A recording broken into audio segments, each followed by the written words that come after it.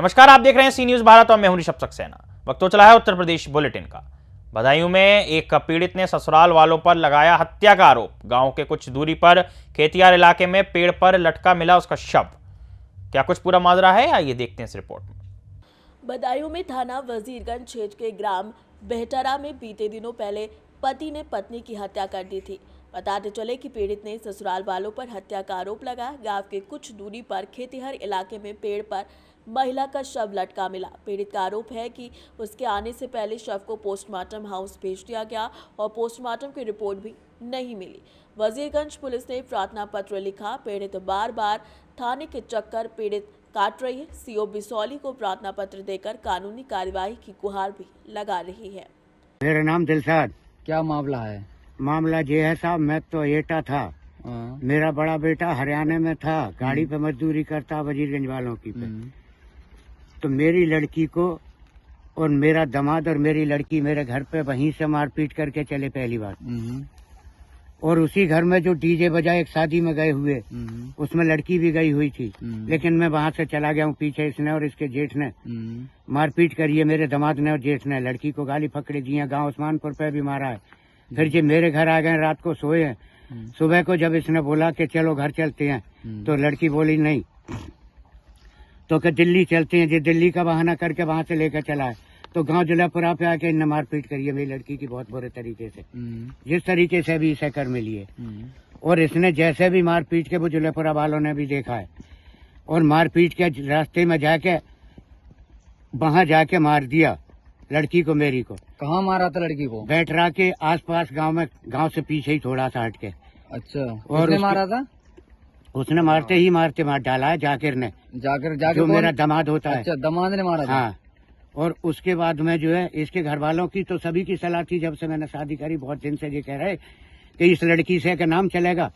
जब लड़का कहता है लड़की से का नाम चलेगा, भतीजों को दूंगा जमीन तुम्हें अपनी। अच्छा। इस कारण ये विवाद पढ़ते पढ़ते मेरी लड़की लास्ट में जब ये खत्म भी कर दिए, उसके बाद हमारे पास पता लगा है। तो मैं एटा था, मेरा लड़का हरियाणा में था। और उसके बाद में मेरे लड़के ने 112 को कॉल करी है, पुलिस पहुंची है। तो न मैं आ पाया न मेरा लड़का आ पाया। जिससे पहले तो लाश की घर में पहुंचा दी। अच्छा। बदायूं से सी न्यूज संवाददाता चंद्रकांत की रिपोर्ट। बढ़ते अगली खबर की ओर।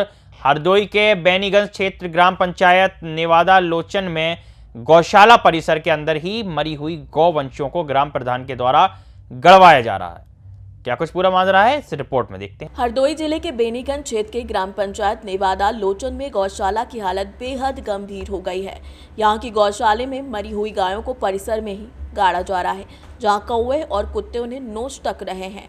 एक कर्मचारी ने बताया कि ग्राम प्रधान और सचिव के आदेश पर इनको यहाँ पर ही दफनाया जा रहा है। इसके अलावा गौशाला में जानवरों को सूखा चारा खाने को मजबूर किया जा रहा है। शीतकाल में ठंड से बचाव के लिए कोई व्यवस्था नहीं है।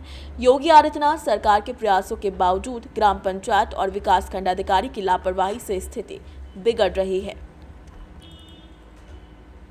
गाय यहीं गाड़ दो है, तो इसी 4-5 गाय इसी गड्ढे में गाड़ दी तुमने। ये गौशाले में ही एक नाली बनी हुई है, जो इसमें सारी गाय गड़ी हुई है। एक ये गड़ी है, ये देखिए अवशेष पड़े हुए हैं।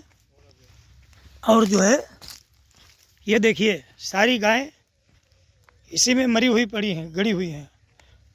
इनको कौवे और कुत्ते नोच नोच के खाते हैं। ये देखिए इस गौशाले में इतना कूड़ा भरा है, ये काफ़ी समय से कूड़ा उठाया नहीं गया, कोई चारा नहीं। ये सूखा हुआ बाजरा और ये सब पड़ा हुआ है। ये देखिए खाली सूखी हुई करवी है, इसमें कुछ भी नहीं, न कोई दाना है न कोई चोकर है। ये खाली हुई पड़ी हुई है। ये देखिए खाली करवी सूखी पड़ी हुई है, जो गाय बेचारी खाने को मजबूर हैं। यहाँ कभी चोकर नहीं आता बेटा? कहाँ गया वो? नहीं, कभी नहीं आया। और हरा चारा मिलता कि नहीं इनको? मिलता। कब आता है? परसों आया था। हाँ। और ये तो सूखा चारा खा रही हैं। गन्ना वाला होती ना। सफाई इसमें नहीं होती है? किसमें? गौशाले में खाली चट के पास होती, बाकी सफाई नहीं होती है। क्या नाम है तुम्हारा? हमारा नाम सतेंद्र। सत्येंद्र। जखावा निवासी? नवादा। नेवादा। हरदोई से सी न्यूज संवाददाता सरोज तिवारी की रिपोर्ट। बढ़ते हैं अगली खबर की ओर। मुरादाबाद में socialist unit centre of India communist द्वारा कलेक्ट्रेट पर प्रदर्शन कर ज्ञापन सौंपा गया। क्या कुछ उनकी मांग रही है, आइए इस रिपोर्ट में देखते हैं। Socialist unity centre of India SUCIC ने मंगलवार को कलेक्ट्रेट पर प्रदर्शन कर संभल हिंसा में मारे गए लोगों के प्रति संवेदना व्यक्त करते हुए राष्ट्रपति को ज्ञापन सौंपा। पार्टी ने आरोप लगाया कि अगर जिला प्रशासन ने संवेदनशीलता से काम लिया होता तो हिंसा रोकी जा सकती थी। ज्ञापन में पूजा स्थल कानून 1991 को पूरी तरीके से लागू करने की मांग की गई और संभल हिंसा की निष्पक्ष जांच कर दोषियों के खिलाफ कड़ी कानूनी कार्यवाही की मांग की गई। साथ ही हिंसा में मारे गए लोगों के परिवारों को मुआवजा और घायलों को इलाज की व्यवस्था की मांग की गई। ज्ञापन देने वालों में हरकिशोर सिंह, रंजन नंदा, इस्लाम अली, श्यामर, मसुंदर, रावी इखान, रिजवान, सुशील, कैसर अली समेत कई लोग शामिल रहे।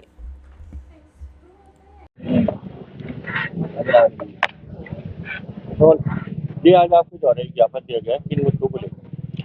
देखिए, आज हमारी पार्टी SUCI कम्युनिस्ट की पश्चिमी उत्तर प्रदेश राज्य कमेटी के द्वारा जो हमारा पूरे प्रदेश में ही आज ज्ञापन देने का प्रोग्राम था, उसी के क्रम में आज हमने यहाँ श्रीमान जिलाधिकारी मुरादाबाद के माध्यम से महामहिम राष्ट्रपति भारत सरकार को एक ज्ञापन दिया है। जैसा कि सभी लोग जानते हैं कि संभल में जो ये दर्दनाक घटना हुई, हिंसा हुई, जिसमें तमाम जान माल का नुकसान हुआ है और जो हमारे देश की परंपरा है और एक भाईचारे को भारी नुकसान पहुंचा है। आज हमने इस ज्ञापन के माध्यम से महामहिम राष्ट्रपति महोदया से ये अनुरोध किया है कि जो पूजा स्थल कानून 1991, जिसमें ये साफ दिखाया गया है कि आज़ादी के समय 1947 की जो स्थिति थी, सभी पूजा स्थलों की उस समय जो स्थिति थी उसको बरकरार रखा जाना चाहिए। इसी के तहत ये 1991 में कानून बना था, उसका सख्ती से लागू किया जाना चाहिए।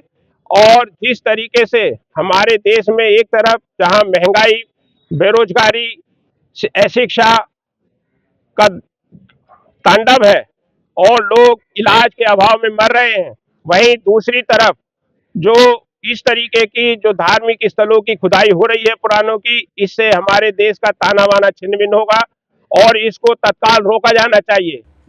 मुरादाबाद से सी न्यूज संवाददाता मोहसिन खान की रिपोर्ट। उत्तर प्रदेश बुलेटिन में फिलहाल इतना ही। देश और दुनिया की तमाम खबरों के लिए आप देखते रहिए सी न्यूज भारत।